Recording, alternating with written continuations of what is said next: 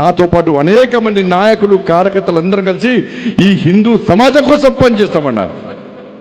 మీరే కుటుంబం అనుకున్నా, నేనైతే మీరైనా కనుక్కున్నా, మీ ఇంట్లో పెద్ద కొడుకు లెక్కున్నా, మీకోసం పనిచేస్తున్నా, మీరందరూ బాగుండాలని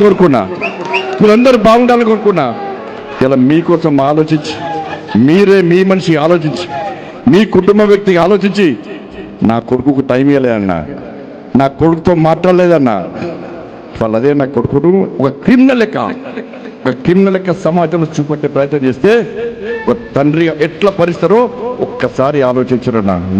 నా కొడుకు ఇచ్చారు, నేనేం తప్పు చేయలేనా, మేము ఫ్రెండ్స్ ఉన్నానా, మేము తప్పు చేయలే, కలిసి ఉన్నాం, ఇలా విడిపోయినాం, నేనేం తప్పు చేయలే, నిజాయితీగా బయటికి వస్తా చెప్పి అలా నా కొడుకు పక్కన నేను సమర్థిస్తలేనన్నా.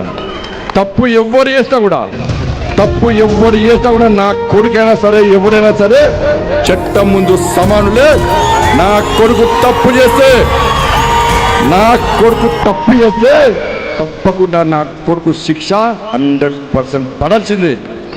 ఇలా నా కొడుకు ఒక రకమైన చట్టం, ఇంకో వ్యక్తికి ఇంకో రకమైన చట్టం ఉండాలని కోరుకునే వ్యక్తి పండిత్ సంజయ్ గారు. సమాజంలో చట్టం ఎవరికి చుట్టం కాదు, సమాజంలో చట్టం అందరికీ సమానమైన విషయాన్ని ఇవాళ నేను స్పష్టం చేస్తున్నా.